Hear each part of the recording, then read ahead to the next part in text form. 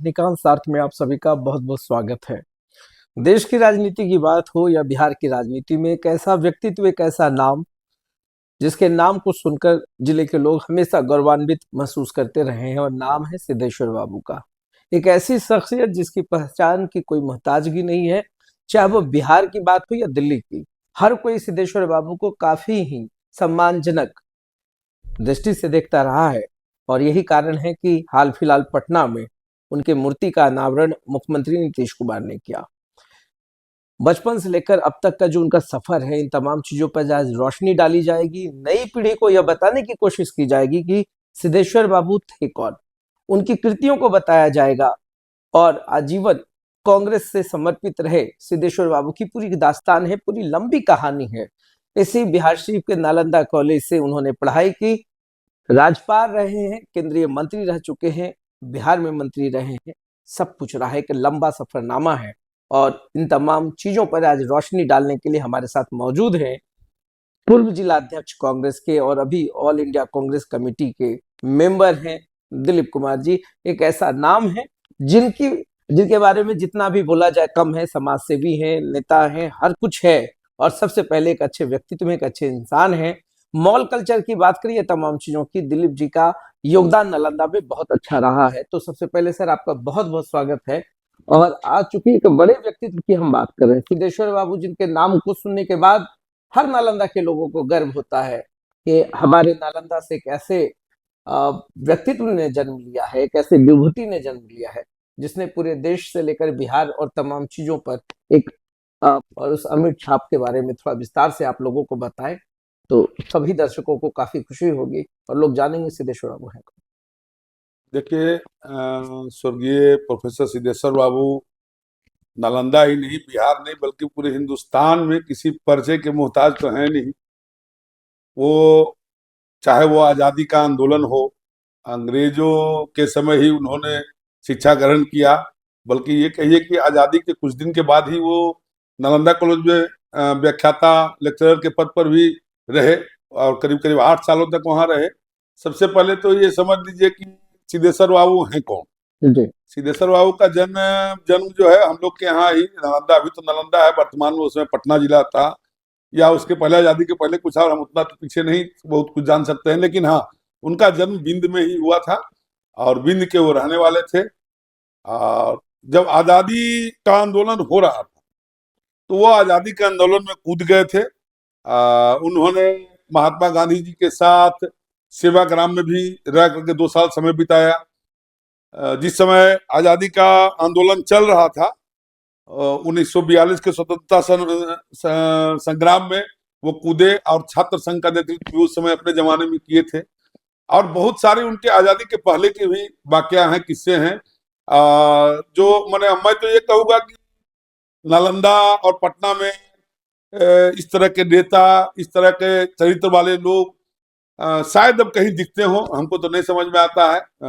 वर्तमान परिप्रेक्ष्य में भी अगर कहा जाए, मैं किन्हीं का ये नहीं कहता हूँ, लेकिन हाँ, सिद्धेश्वर बाबू के बारे में जरूर बोल सकता हूँ कि उनका चरित्र और जो ईमानदारी था, हमको लगता है कि लगातार 10-12 सालों तक वो मंत्री रहे, केंद्र में, बिहार में भी रहे, लेकिन कहीं उनके ऊपर एक छींटा आज तक नहीं पड़ा। उन्होंने 3 बार हमको लगता है कि 62 और 67 और 71 3 बार लगातार लोकसभा का सांसद रहे हैं नालंदा से।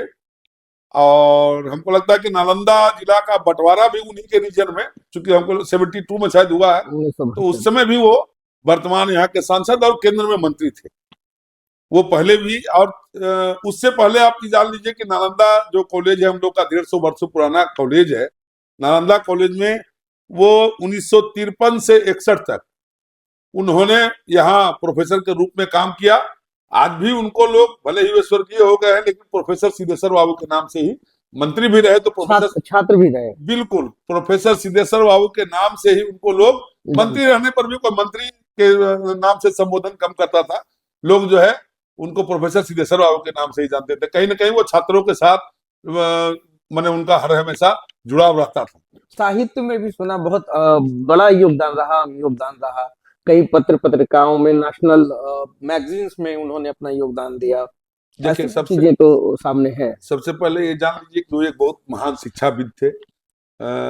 जिस जमाने में लोग मैट्रिक करने में भी घबराते थे, उस समय वो बीए एमए लीड किए, है ना। जी और उनको बिहार स्नातकोत्तर छात्रों के लिए जो बिहार राष्ट्रीय भाषा परिषद द्वारा जो पुरस्कार दिया जाता है, गांधी का साहित्य और प्रभाव के लिए प्रथम पुरस्कार से उन्हें सम्मानित किया गया था। वैसे शिक्षाविद थे जो हर हमेशा कुछ न कुछ लिखते पढ़ते रहते थे।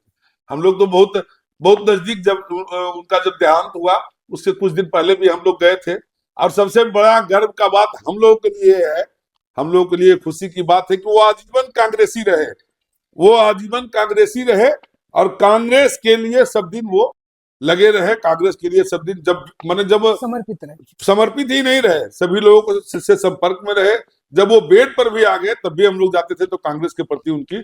और मैं आपको बता दूं कि अभी वर्तमान में अब तो वो नहीं रहे, लेकिन फिर भी वो 23 से लेकर के 2027 के लिए हमारे बिंद से जो स्टेट डेलीगेट होते हैं उनके रूप में वो चुने गए थे। और आज भी उनका कार्ड हमारे पास मौजूद है, जो प्रोफेसर सिद्धेश्वर बाबू का कार्ड जो बन के आया दिल्ली से, वो कार्ड आज भी मौजूद है। वो 2023 से लेकर 2027 तक के लिए वो हमारे बिंद प्रखंड के डेलीगेट। आज नालंदा उनका ऋणी है, तमाम चीजें हैं। जैसा मुझे पता चला, आपने ही बताया कि उनकी मूर्ति का अनावरण शायद नालंदा कॉलेज में ही होनी है। नहीं देखिए, 19 तारीख को जो है जहां वो रहते थे HIG सेक्टर 7 में, वहां पर एक पार्क है बहादुरपुर हाउसिंग कॉलोनी में। वहाँ एक बहुत ही अच्छा भव्य मूर्ति बनाया गया है उनका, और उसका अनावरण माननीय बिहार के मुख्यमंत्री आदरणीय नीतीश जी के कर कमलों द्वारा किया गया है। वहां पर मुख्य अतिथि के रूप में आपके जो यहाँ के दोनों उप मुख्यमंत्री हैं, विजय सिन्हा जी, एवं बीजेपी के जो है उप मुख्यमंत्री सम्राट चौधरी जी, साथ ही एक जयंत जी मंत्री थे, और बहुत सारे सम्मानित लोग। संयोग से हम लोगों को भी उसमें जाने का मौका मिला। हम लोग तो उनसे जुड़े हुए थे, हम लोग उनके परिवार के सदस्य के रूप में भी हैं, तो हम लोग को भी जाने का मौका मिला। कम से कम ये अच्छा, बहुत अच्छा लगा। और साथ ही मुख्यमंत्री जी के द्वारा ये घोषणा किया गया है कि नालंदा कॉलेज में भी उनकी भव्य प्रतिमा, एक भव्य जो है मूर्ति का अनावरण किया जाएगा, मूर्ति बनाया जाएगा, जिससे कम से कम नालंदा के लोग और जो अलग जगहों से आते हैं वो जान सके कि हाँ, सिद्धेश्वर बाबू का शिक्षा के रूप में इतना बड़ा योगदान रहा है। कहीं ना कहीं वो सन 67 से लेकर के 62 से लेकर के 71 तक 4-5 बार वो मंत्री का पद संभाले हैं। सिंचाई एवं ऊर्जा मंत्री रहे हैं, औद्योगिक एवं विकास एवं जो है भारी उद्योग मंत्री रहे हैं, उसके बाद जो है सिंचाई एवं विद्युत मंत्री रहे हैं, साथ ही वो ऊर्जा मंत्री रहे हैं। लेकिन वो ये हुआ आपका 62 to 71 वाला रीजन में, लोकसभा में। उसके बाद वो 85 से 90, सन 1985 से 90 काउंसिल के मेंबर रहे हैं बिहार में, और उस समय वो बिहार के ऊर्जा मंत्री थे। और उस समय उनके द्वारा संपूर्ण बिहार, ये पहला घटना था, संपूर्ण बिहार में विद्युतीकरण उनके रीजन में ही हो चुका था। भले ही उसको हम लोगों ने संजोग कर नहीं रखा, लोगों ने उसको बिगाड़ा, लोग तार काट लिए, पोल काट लिए, क्योंकि उस समय तांबा का तार रहता था और पोल भी इतना अच्छा लकड़ी का होता था कि लोग काट करके कुछ घर में लगाया, कुछ चोर ले गया। उस पर प्रशासन का ध्यान नहीं रहा, स्टेट गवर्नमेंट का ध्यान नहीं रहा। लेकिन उनके रीजन में ही आज भले हम लोग विद्युत के लिए कह रहे हैं कि विद्युत किनका दे रहे हैं, लेकिन आप याद कीजिएगा, अगर नालंदा और बिहार जाना जाएगा तो स्वर्गीय प्रोफेसर सिद्धेश्वर बाबू के नाम से संपूर्ण विद्युतीकरण के रूप में उनका नाम को जाना जाता है। मुझे लगता है ये वो दौर रहा होगा जब कांग्रेस की बिहार से विदाई हुई होगी, फिर दूसरी सरकार आई। हाँ, 89-90 के आसपास कांग्रेस का सरकार चला गया। तो उस समय देखिए, हमारे सिद्धेश्वर बाबू एक ऐसे शख्स थे जिनको नेहरू जी से लेकर के, नेहरू जी रहे हो, गांधी जी रहे हो, है ना, इंदिरा जी रही हो, राजीव गांधी रहे हो, सोनिया जी रही हो, सभी ने उनका सम्मान किया। और क्यों न करें, ऐसे चरित्रवान लोगों का सम्मान आज के दौर में पहले तो हुआ ही हुआ, मैं ये कहूंगा कि आज भी अगर इस तरह के नेता कोई सामने आते हैं तो उनका पब्लिक सम्मान करे। और सवाल ये भी उठ रहा है ना कि जिस सिद्धेश्वर बाबू के नाम पे आज हम लोग इस बात की चर्चा कर रहे हैं, उनके व्यक्तित्व का वर्णन कर रहे हैं, वो आत्मसात करने की कोशिश से नालंदा के अन्य नेताओं ने क्यों नहीं किया, या बिहार के बड़े बड़े कद्दावर नेताओं ने क्यों नहीं किया। अगर जेपी मूवमेंट की भी बात करें, दो व्यक्तित्व तो ऐसा है जिन्होंने पूरे बिहार की दशा और दिशा दोनों बदल दी है। तो उसमें सिद्धेश्वर बाबू का नाम भी आता है, जयप्रकाश नारायण का भी नाम आता है। उनके जो चरित्र हैं या उनके जो गुण रहे हैं वो आत्मसात करने में बिहार के बड़े बड़े नेता पीछे क्यों रह गए? देखिए, मैं आपको बता दूं, सिर्फ लोगों माने आम नेता और पब्लिक को ही नहीं, पत्रकार लोग को भी उनका सम्मान और उनको आत्मसात करना चाहिए था, जी। क्योंकि बहुत कम लोगों को यह मालूम है कि वो विभिन्न संसदीय समिति में अध्यक्ष के पद पर रहे, और इसी दरमियान उन्होंने जो है उस समय सरकारी कार्यरत पत्रकार होते थे और गैर सरकारी, उनके लिए उन्होंने वेतन बोर्ड का संयोजन किया था।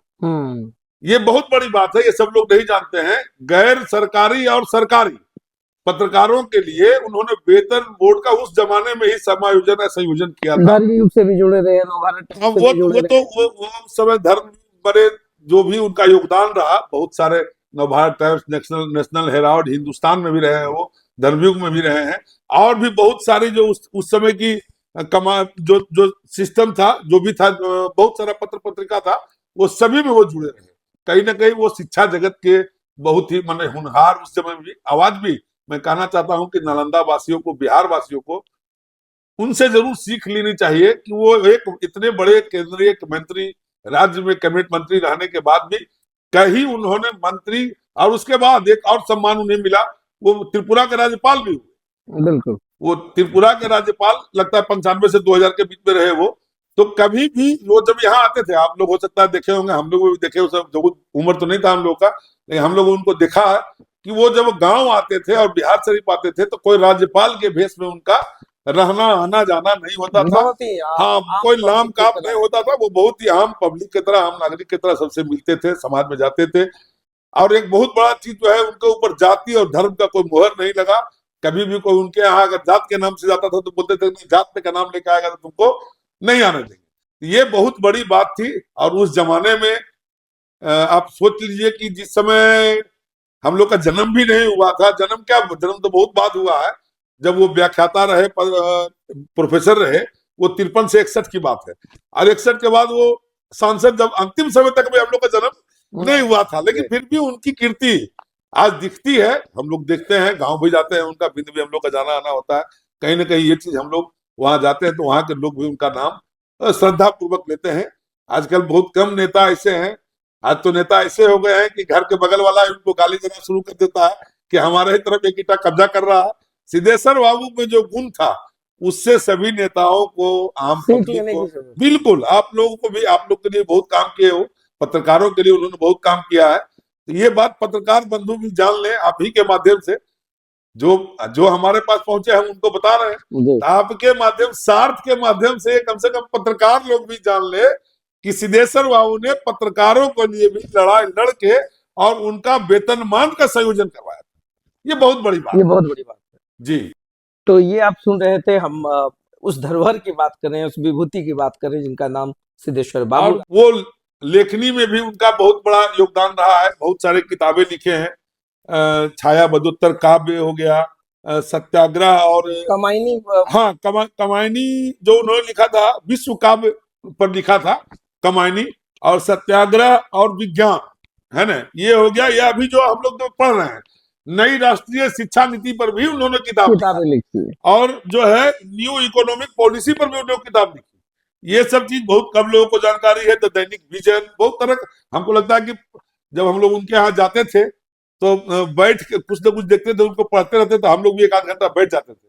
और कोई कोई किताब निकालते थे, उसमें उन्हीं का रचना था वो। उनके यहाँ रेक में जो है, लोगों के यहाँ तो पता नहीं, आजकल के नेताओं के यहाँ घर में पैसा रखा रहता है, लेकिन उनके यहाँ काव्य संग्रह और जो है पुस्तकों का संग्रह हम लोग देखते थे। पर कोई नेता या कोई भी किसी की सरकार रही हो या विपक्ष के लोग रहे हो, कभी सिद्धेश्वर बाबू पर कोई उंगली उठाने का काम नहीं किए। हमारे वो नेता, हम लोग उनका अनुसरण करना चाहिए हम लोगों को। हम लोग तो इस जिले के हैं, हमारा सौभाग्य है कि उनके रीजन में ही ये जिला का बंटवारा हुआ, नालंदा बना। हम लोग इसके लिए भी उनके ऋणी हैं। और साथ ही साथ जब तक नालंदा और बिहार का नाम रहेगा, हम लोग तो यही कहें कि लोग सिद्धेश्वर बाबू का नाम जरूर याद रखेंगे। बिल्कुल। और किसी न किसी रूप में हमारे जैसे लोग हम नहीं रहे, हमारे आगे वाला भी पीढ़ी कहीं ना कहीं उनके नाम को आगे बढ़ाने का काम करें। तो ये आप सुन रहे थे सिद्धेश्वर बाबू के बारे में, उनकी पूरी दास्तान, पूरी कहानी। कुछ ऐसी कहानी है जो अब तक अनछुआ रहा है और काफी लंबा वक्त बीत सकता अगर उनकी चर्चा करें, मगर साथ के माध्यम से आपने पूरे दर्शकों को जो बताया उसके लिए मैं बहुत आभार प्रकट करता हूं कि चलिए, हम पत्रकारों ने जो भी किया है, जो सीखने की जरूरत होगी उनसे जरूर सीखेंगे, आत्मसात करेंगे। और इस पूरे एपिसोड में जिस तरीके से आपने उनकी कृतियों को बताया है उसके लिए आपका बहुत बहुत सिर्फ आभार। उन्हीं का कृतियों नहीं, हम तो ये कर रहे हैं कि आपका भी कृति है। सार्थ जो काम कर रहा है ना, हम देखते रहते हैं आपके चैनल को, जो आपको यूट्यूब हो या सोशल मीडिया में हम आपको देखते रहते हैं। सार्थ ने जो काम यहाँ शुरू किया, छिपे हुए प्रतिभा या छिपे हुए बहुत सारे लोग ऐसे हैं, उनको आप आगे ला करके लोगों को बता रहे हैं, ये बहुत बड़ी बात है। न्यूज तो रोज मिलता है, हर अखबार में, हर चैनल में देखने का, पढ़ने को मिल जाएगा, लेकिन कुछ ऐसा चीज जो हम लोगों से अनछुआ रहा है, जिसको हम लोग नहीं देख पाए, उसे सार्थ हम लोग को बीच ला रहा है। इसलिए सार्थ का भी बहुत बहुत धन्यवाद। और आप लोग इस काम को करते रहिए, हमारी शुभकामना आपके साथ है कि आप दिन दुना रात चौगुना पढ़िए और बिहार नालंदा को छोड़ करके पूरे देश स्तर पर सार्थ का नाम हो, ऐसी मेरी शुभकामना। बहुत